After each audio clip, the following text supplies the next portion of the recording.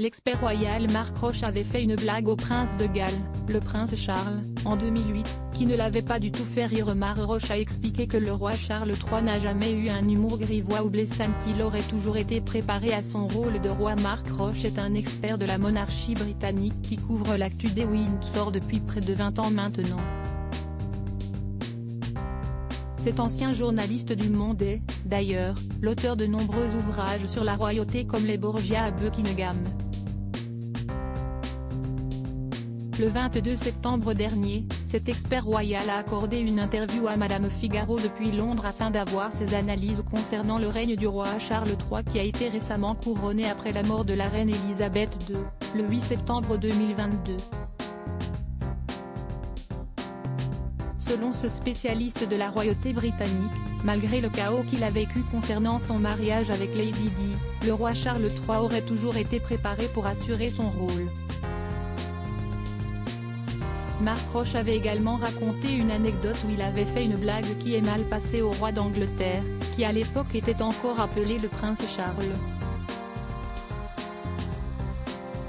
En tant que correspondante accréditée à Buckingham Palace de 2000 à 2014 pour Le Monde, vous avez vous-même eu l'occasion de rencontrer le nouveau roi d'Angleterre. Quel homme est-il ? Avait demandé le journaliste de Madame Figaro à Marc Roche.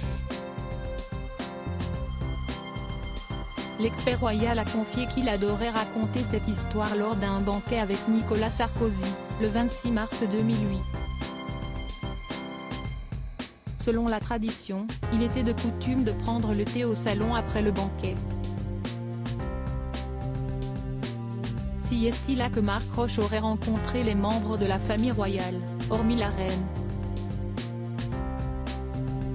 Ce fameux 26 mars, je suis présenté par le Lord Chamberlain, un des hauts fonctionnaires de la cour au Royaume-Uni, note de la rédaction, au prince Charles qui me lance en français, où j'ai entendu monsieur Roche que les jeunes Français s'installent par milliers à Londres parce qu'ils peuvent y trouver du travail.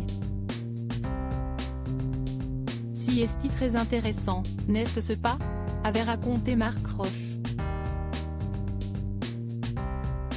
Seulement au lieu de répondre en effet, l'expert royal avoue qu'il n'a lui-même pas compris pourquoi il avait répondu « Eh bien, ne vous en plaignez pas, vous nous envoyez tous les vieux britanniques qui s'installent en Dordogne et coûtent une fortune à la sécurité sociale ».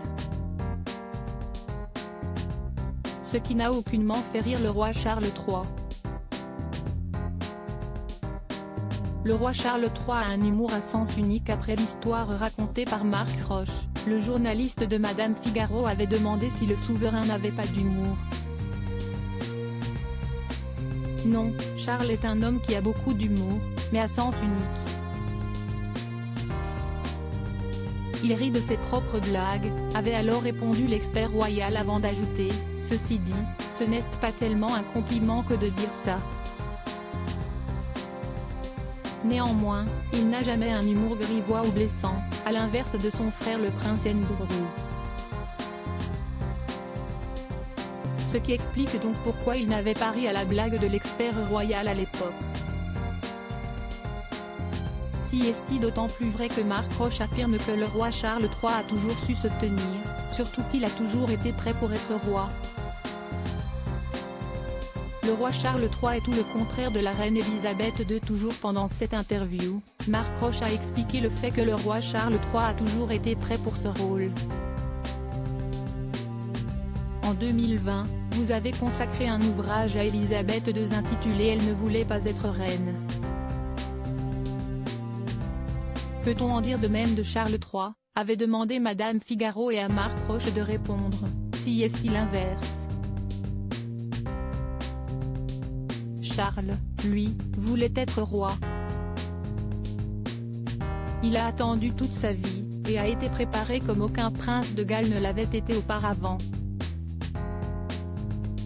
Selon le spécialiste royal, le premier héritier du trône a toujours été au courant des affaires de la monarchie dans ses moindres détails. Le prince de Galles aurait même eu accès aux informations confidentielles de la monarchie en plus d'avoir été quasi-régent de facto pendant les derniers moments de vie de la reine Elisabeth II, morte à 96 ans. Ce nouveau statut de roi ne lui est donc pas inconnu. Il connaît tout le monde, tous les chefs d'État lui rendaient d'ailleurs visite à Clarenceau, avait souligné Mark Rutte.